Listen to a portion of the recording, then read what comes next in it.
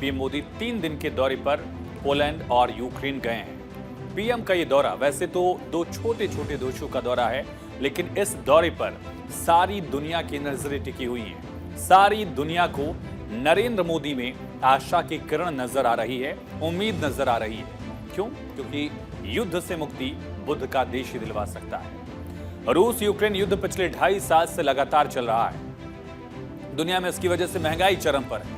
सारी दुनिया चाहती है कि युद्ध का दी एंड हो जाए, लेकिन उसकी संभावना फिलहाल दूर दूर तक दिखाई नहीं दे रही। लेकिन कहते हैं ना, जहां उम्मीदें खत्म हो जाती हैं वहीं से भारत नई उम्मीद पैदा करता है। दुनिया को लगता है कि मोदी तो युद्ध को रोकना जानते हैं, क्योंकि इस पूरी जंग में भारत ही ऐसा एकमात्र मुल्क रहा है जिसने किसी देश का किसी युद्ध में साथ नहीं दिया है और हमेशा क्लियर कट कहा है।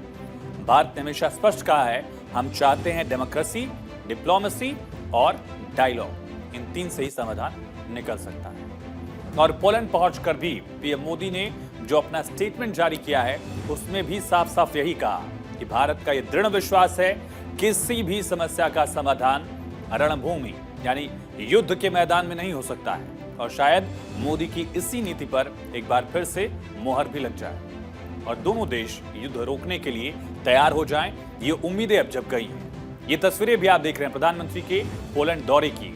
आधिकारिक स्वागत किया गया प्रधानमंत्री का गार्ड ऑफ ऑनर देकर, और प्रधानमंत्री वहां उन 2 मेमोरियल्स पर भी पहुंचे जिनकी दरअसल कहानी, जिनके किस्से, जिनकी हकीकत भी भारत से जुड़ी हुई है। इसके बाद बायलैटरल टाइज को लेकर ये तस्वीरें सामने आई, जहां डायलॉग्स की शुरुआत हुई। द्विपक्षीय वार्ता में कई सारे समझौते भी हुए हैं। भारत और पोलैंड में ऑलरेडी व्यापार के मामले में रिश्ते बेहतर थे। रक्षा को लेकर और ज्यादा बेहतर रिश्ते होने की उम्मीद है। खास करके भारत के कुछ ऐसे हथियार हैं जिनकी असेंबलिंग या अपग्रेडेशन में पोलैंड मदद कर सकता है। इसके अलावा भारत एक्सपोर्ट भी बढ़ा रहा है। कई सारी चीजों को एक्सपोर्ट करता है सीधे पोलैंड से, और कई चीजों को इंपोर्ट भी करता है, और खास करके डिफेंस को लेकर और उम्मीद है कि दोनों देशों में रिश्ते और ज्यादा प्रगाढ़ होंगे।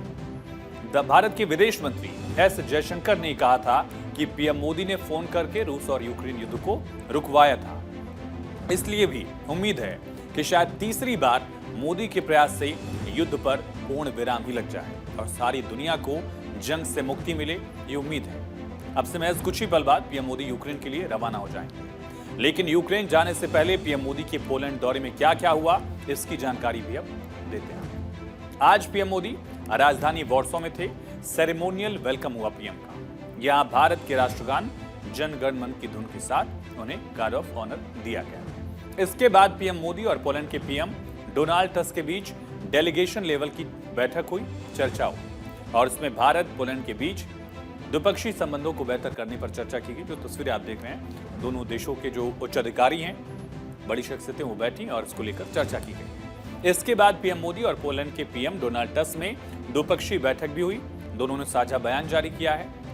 ये भी बताते हैं आपको कि भारत और पोलैंड के प्रधानमंत्रियों की साझा प्रेस कॉन्फ्रेंस हुई और पीएम मोदी ने आतंकवाद और वैश्विक चुनौतियों पर अपनी बात दुनिया के सामने रखी। पीएम मोदी ने कहा कि हम दोनों देशों के नेताओं का मानना है वैश्विक चुनौतियों का सामना करने के लिए संयुक्त राष्ट्र संघ और अंतर्राष्ट्रीय संस्थानों में सुधार की जरूरत है, और ये वर्तमान समय की मांग है।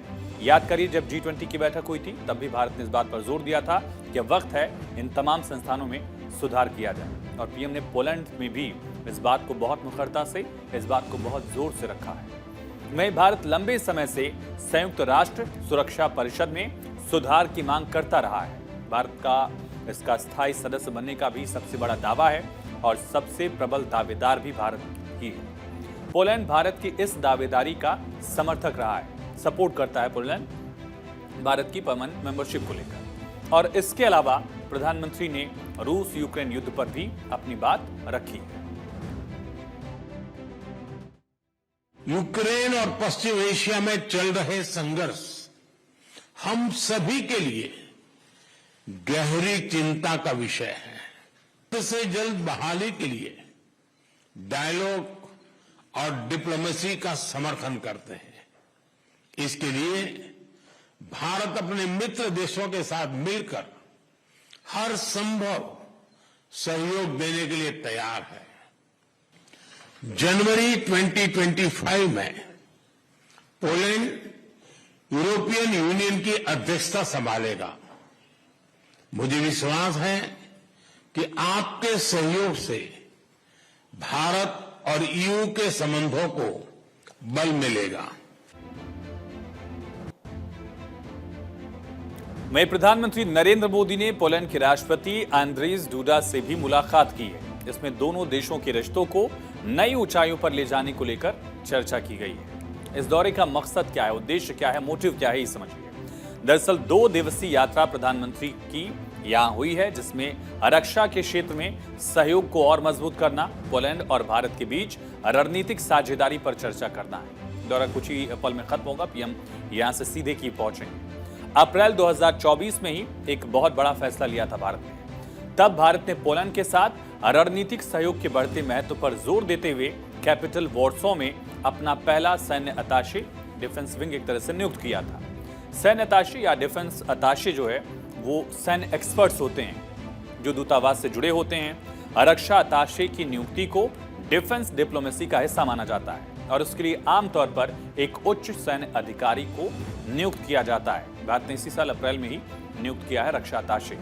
वैसे रक्षा अताशे मित्र देशों के साथ आपसी रक्षा सहयोग विकसित करने में मददगार यानी कि सहायक माने जाते हैं। और यही नहीं बल्कि बाकी कुछ और देशों में भी, अफ्रीकन कंट्रीज में भी भारत सैन्य अताशे की नियुक्ति कर रहा है ताकि डिफेंस डील्स को आगे बढ़ाया जा सके। भारत की डिफेंस में मजबूती क्या है, कौन कौन से ऐसे हथियार हैं, तेजस समेत, उनका दरअसल एक तरह से प्रदर्शन भी और उनको लेकर पूरी जानकारी भी ये सैन्य अताशे देते हैं। और भारत चाहता है कि पोलैंड डिफेंस के क्षेत्र में और बड़ा साझेदार भारत का बने। पोलैंड के साथ भारत के रिश्ते कैसे रहे हैं, इसका इतिहास क्या रहा है, ये भी समझते हैं। आबादी बहुत कम है, 3 करोड़ 80 लाख की आबादी इस पूरे देश की, और पोलैंड यूरोपीय संघ का 6ठा सबसे ज्यादा आबादी वाला देश इसके बावजूद है। भारत और पोलैंड के बीच लंबे समय से फ्रेंडली रिलेशंस रहे हैं। दोनों देशों में 1954 में, आज से 70 साल पहले, राजनयिक संबंध स्थापित हुए थे। इसके बाद 57 में वॉर्सो में भारतीय दूतावास खोला गया।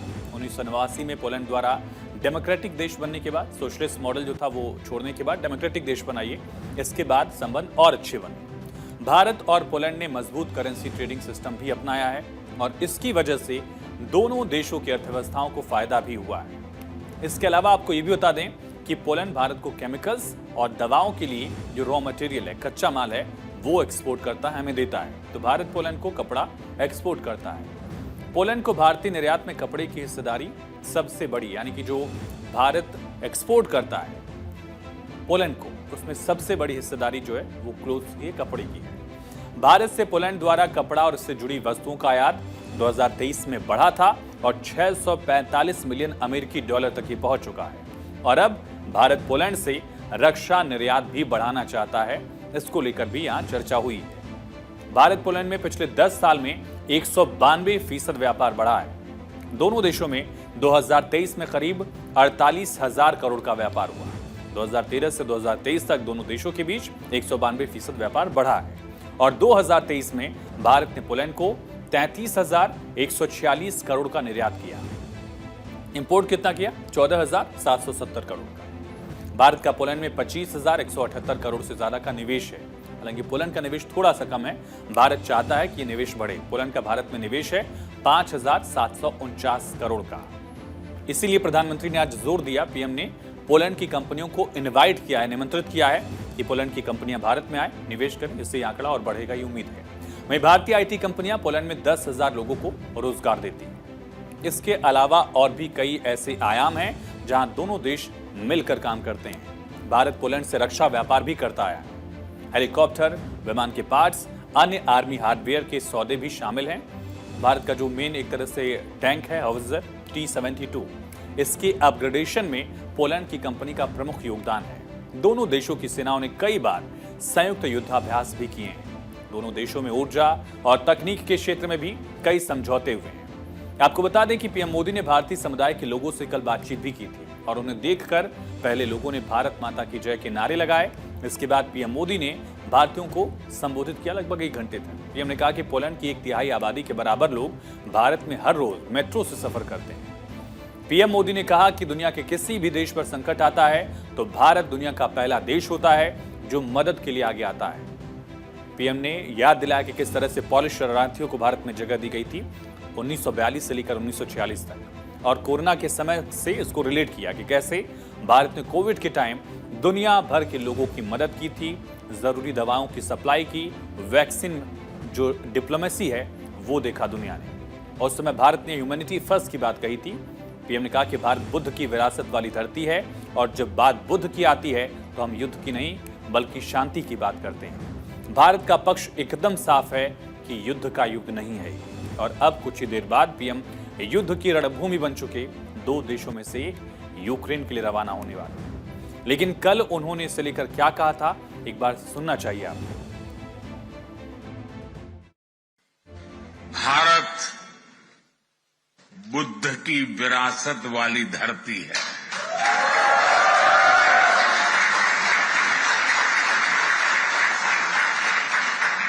और जब बुद्ध की बात आती है तो जो युद्ध नहीं शांति पर विश्वास करती है।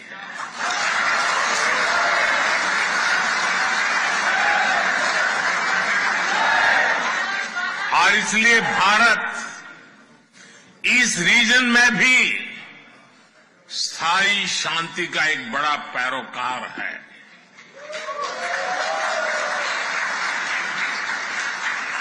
भारत का मत एकदम साफ है, ये युद्ध का युग नहीं है। तो युद्ध का युग नहीं है, पीएम मोदी ने हर बार हर बड़े मंच से इस बात को दोहराया है। वहीं आज पीएम मोदी के साथ पोलैंड गए विदेश मंत्री एस जयशंकर ने पोलैंड के फॉरेन मिनिस्टर राडोस्लाव सिकोर्स्की से मुलाकात की। दोनों नेताओं ने द्विपक्षीय संबंधों और रूस यूक्रेन जंग पर भी चर्चा की है। अब से महज कुछ ही देर में प्रधानमंत्री नरेंद्र मोदी पोलैंड से रवाना होंगे यूक्रेन की राजधानी कीव के लिए, और करीब 7 घंटे से ज्यादा का सफर पीएम ट्रेन से तय करेंगे, जहां व्लादिमीर ज़ेलेंस्की के निमंत्रण पर पीएम यूक्रेन की राजधानी कीव पहुंचने वाले हैं। 1991 के बाद जब यूएसएसआर का एक तरह से विघटन हुआ, डिसॉल्व हुआ, यूक्रेन एक स्वतंत्र राष्ट्र बना, तब से किसी भी प्रधानमंत्री का भारत से पहला दौरा है। इसके मायने, इसकी अहमियत यहां से आप समझ सकते हैं। इसके अलावा 1 महीने पहले ही जुलाई में ही प्रधानमंत्री नरेंद्र मोदी ने रूस का दौरा किया था, व्लादिमीर पुतिन से मुलाकात की थी। उनके खास निमंत्रण पर पीएम मोदी रूस पहुंचे थे।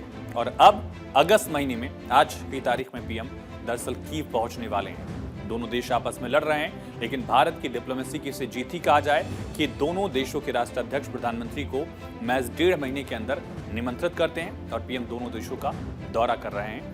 ये भी एक भारत की जीत ही है।